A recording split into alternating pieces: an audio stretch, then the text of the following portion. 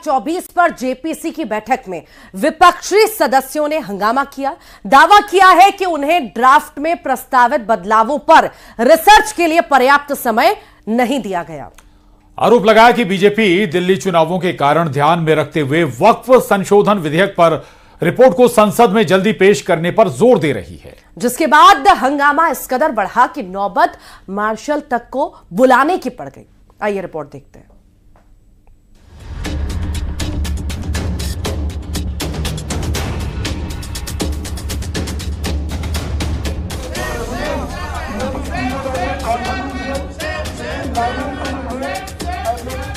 वक्फ संशोधन बिल पर बनी जेपीसी की बैठक दिल्ली में हुई, जिसमें जोरदार हंगामा हो गया।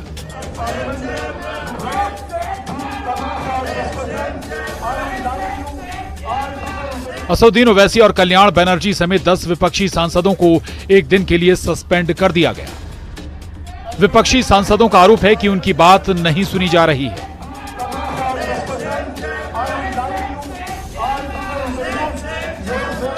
वक्फ बोर्ड संशोधन बिल को लेकर बनाई गई जेपीसी की बैठक में आज फिर से हंगामा हो गया। हंगामा इतना ज्यादा बढ़ गया कि विपक्ष के 10 सांसद असदुद्दीन ओवैसी, इमरान मसूद, मोहम्मद जावेद, कल्याण बनर्जी समेत 10 सांसदों को आज की बैठक के लिए निलंबित कर दिया गया। बैठक के दौरान टीएमसी के कल्याण बनर्जी और बीजेपी सांसद निशिकांत दुबे के बीच नोकझोंक हुई। हंगामा इतना बढ़ गया था कि मार्शल को बुलाने की नौबत आ गई। उन्होंने बात नहीं सुना तो हम लोग प्रोटेस्ट किया, स्लोगन दिया, 10 मिनट एडजर्नमेंट किया। और जब भी मीटिंग चलता है उनका फोन आता है, कोई डायरेक्शन कुछ देता है, फोन में लेता है और ऐसा कर रहे थे। उसके बाद एडजर्नमेंट के बाद हम लोग को 10% को सस्पेंड कर दिया। ऑपोजिशन का जितना मेंबर था सबको सस्पेंड कर दिया। ये जेपीसी जो है फर्स्ट है, ये जेपीसी को मकारी बना दिया। जेपीसी की बैठक के दौरान हंगामा होने पर 10 विपक्षी सांसदों को एक दिन के लिए सस्पेंड कर दिया गया है। निलंबित सदस्यों में कल्याण बनर्जी, मोहम्मद जावेद, ए राजा, असदुद्दीन ओवैसी, नसीर हुसैन, मोहिबुल्लाह, मोहम्मद अब्दुल्ला, अरविंद सावंत, नदीम उल हक, इमरान मसूद शामिल हैं।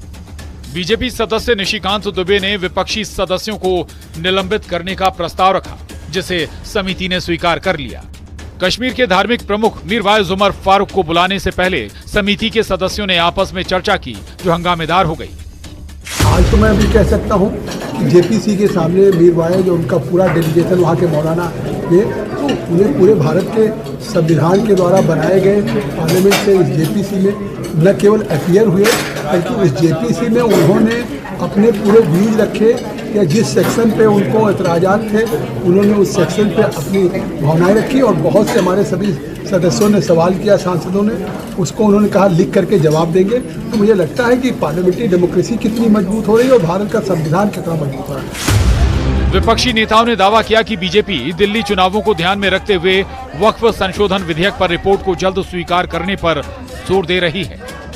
मतलब ये क्या तमाशा बनाना चाहते हैं? तो तमाशा बना रहे हैं, सीरियस है ही नहीं बिल्कुल। सिर्फ एक ही मकसद है कि किसी भी तरह से क्रश किया जाए, लेकिन दादागिरी करना चाहते हैं। ये अननेसेसरी दिखाना चाहते हैं कि हम लोग क्रश कर करके सब चीजों को बुलडोज कर सकते हैं। विपक्ष के सांसदों का आरोप है कि जेपीसी की कार्यवाही एक तमाशा बनकर रह गई है। उन्होंने प्रस्तावित संशोधनों की क्लोज बाय क्लोज के हिसाब से जांच के लिए 27 जनवरी को होने वाली बैठक को 30 जनवरी या 31 जनवरी तक के लिए टालने को कहा था। जेपीसी की बैठक 27 जनवरी तक के लिए स्थगित कर दी गई है। चाहे वो जो चेयरमैन की बात करेगा जगदीप पाल की, तो उन्होंने कहा कि सब कुछ लोकतांत्रिक तरीके से किया जा रहा है, इसमें कोई भी किसी तरह का भेदभाव या मनमर्जी नहीं की जा रही है। लेकिन लगातार विपक्ष के जो सांसद थे वो हंगामा करते हुए बैठक से बाहर निकल गए। उसके चलते उनको आज भर के लिए निलंबित कर दिया गया है। कैमरा पर्सन अपू पाठक के साथ पवन गौड़, नपकेट 3, दिल्ली। और बॉलीवुड स्टार सैफ अली खान पर हमले की मिस्ट्री सुलझने का नाम नहीं ले रही। केस जैसे साफ होने की तरफ बढ़ता है, वैसे ही कोई ना कोई नई थ्योरी सामने आ जाती है, जिसको लेकर लोग ये कहने पर मजबूर हैं कि सैफ पर हमले का सस्पेंस अभी बाकी है, क्योंकि सैफ घर लौटकर जरूर आ गए हैं, लेकिन सवालों से टकरा गए हैं।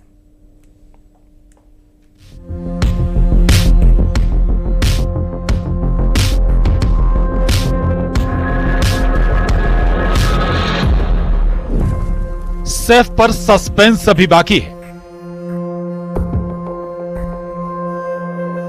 सैफ लौटकर घर सवालों से टकराए। हर दिन नई थ्योरी, कब सुलझेगी मिस्ट्री। सैफ अली खान पर हमले की मिस्ट्री दिन ब दिन सुलझने की बजाय उलझती जा रही है। हमले की कहानी किसी क्राइम थ्रिलर वेब सीरीज की तरह हर दिन एक नए सस्पेंस को लेकर सामने आ रही है।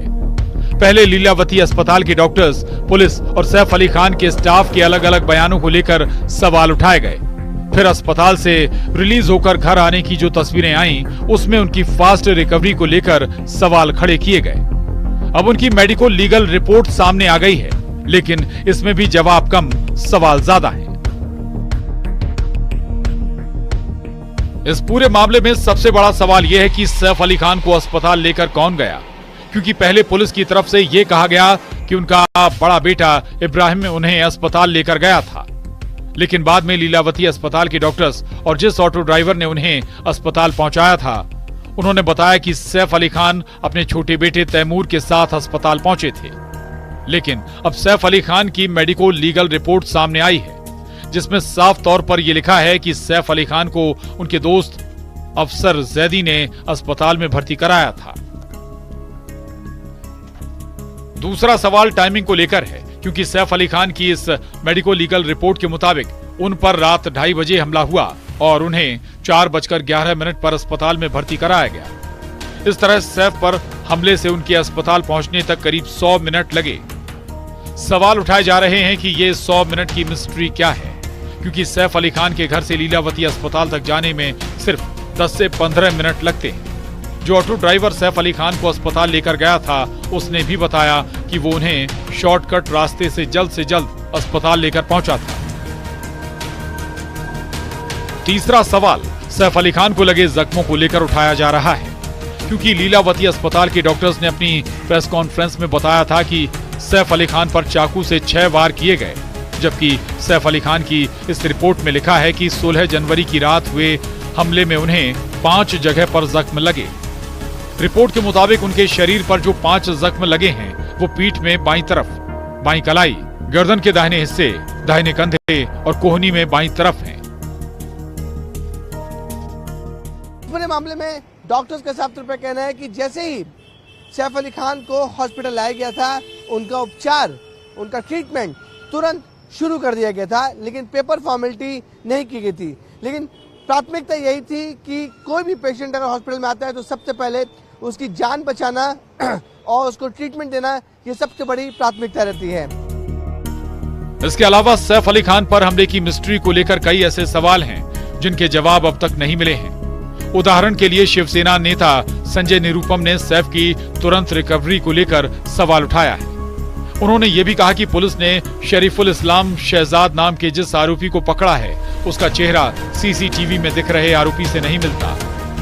कोर्ट में सुनवाई के दौरान शरीफुल इस्लाम के वकील ने भी यही दावा किया कि सैफ के घर में सीसीटीवी में कैद आरोपी और शरीफुल इस्लाम का चेहरा बिल्कुल नहीं मिलता। मतलब साफ है कि दाल में कुछ काला जरूर है, जो अभी तक सामने नहीं आया है। Bureau report, news 18।